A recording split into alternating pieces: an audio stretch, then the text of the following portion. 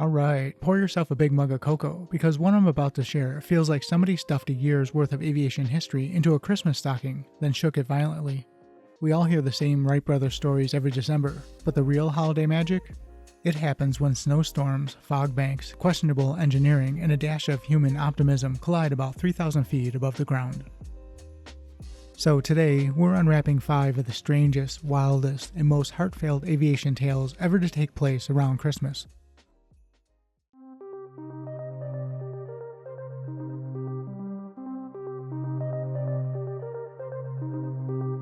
I'm Bill, and this is Buffalo Air Park. Let's dive in. Story 1, The Christmas Bullet, aka the holiday gift nobody asked for. Every holiday season comes with at least one terrible gadget. You know the type. Your uncle swears by it, the commercials look convincing, and then snap. It falls apart before New Year's. Well, in 1919, one man took that idea to the sky. Enter Dr. William Whitney Christmas. Doctor of something, engineer of absolutely nothing. Christmas had a theory. Airplanes could fly better if the wings could flap like a bird, so he had his poor engineers remove all structural bracing. Just delete it. The engineers basically told him, "Sir, this breaks every rule in the book," and Christmas replied, "Perfect."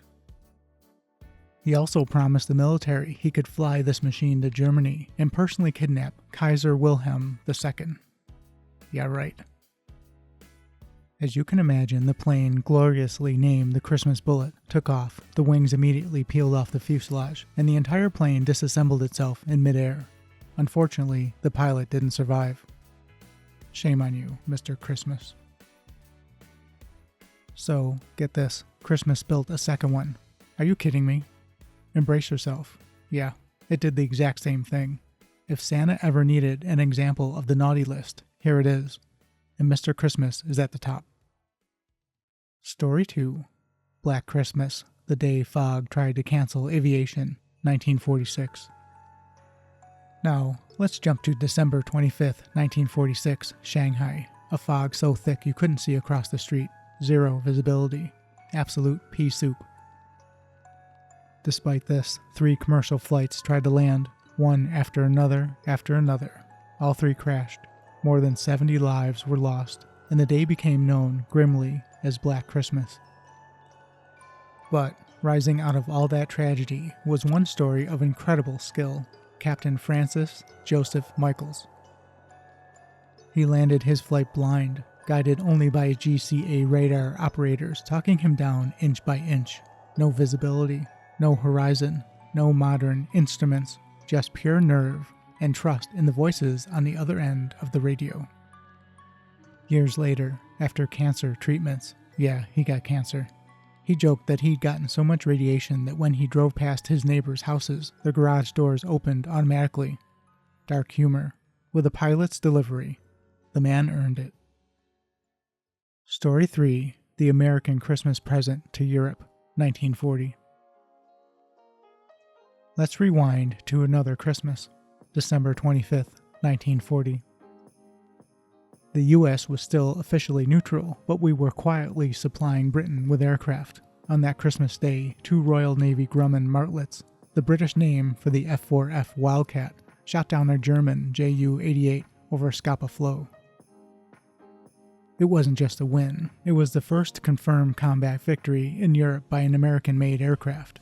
America didn't send fruitcake that year. We sent 2 martlets with teeth. Story 4. The Miracle of Christmas, the Chosin Reservoir Airlift, 1950. A decade later, Christmas would become synonymous with one of the most extraordinary air evacuations in military history. December 1950. The Korean War. Temperatures below 30 degrees Fahrenheit. Wounded troops by the thousands. Chinese forces everywhere.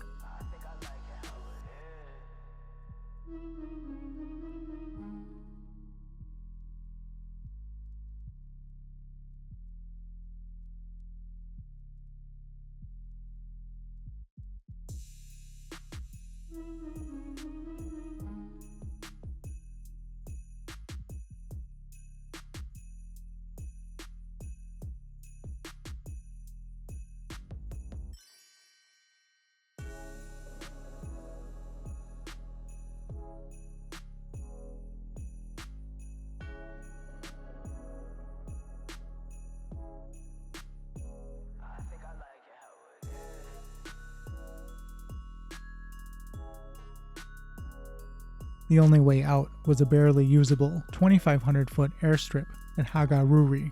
I've seen RC fields smoother than that strip.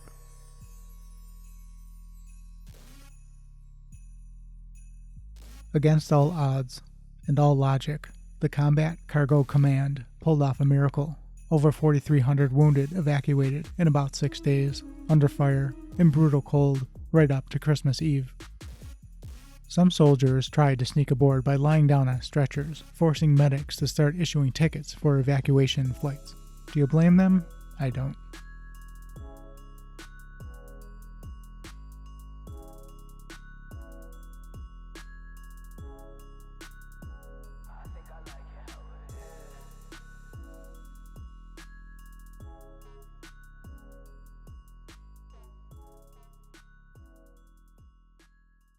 Story 5. The Original Flying Santa, 1929. Let's end on something heartwarming, shall we? In 1929, a Maine floatplane pilot named William H. Wincapaw realized that lighthouse keepers, isolated families living on cliffs and rocks, were the unsung heroes keeping him alive in dangerous weather. So, on Christmas Day, he loaded up his floatplane with gifts: coffee, newspapers, candy, magazines, just small things to remind those families that someone appreciated them. He flew along the coast, dropping gifts one lighthouse at a time. The keepers were overwhelmed. Wincapaw decided to make it a yearly tradition. And that's how the Flying Santa was born. The tradition grew so large that by 1946 they had to use a commercial helicopter for the deliveries, mainly because delicate gifts like dolls didn't survive being tossed onto rocks from 300 feet. It was aviation at its simplest: connect, gratitude, and goodwill. So this holiday season, whether you're tracking Santa on NORAD, boarding a plane home, or just enjoying some time off, remember the early aviators, the inventors, the lighthouse keepers, the pilots who faced fog thicker than fruitcake. They navigated chaos, courage, and absolute absurdity, all in the spirit of aviation, and sometimes the spirit of Christmas. And that wraps up another tale from aviation's stranger side. Okay, say it along with me. Until next time, keep your eyes on the skies.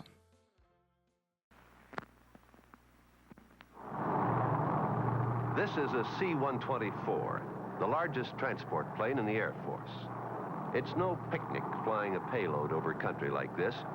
And when ice fog moves in over those mountains, then you're heading for trouble.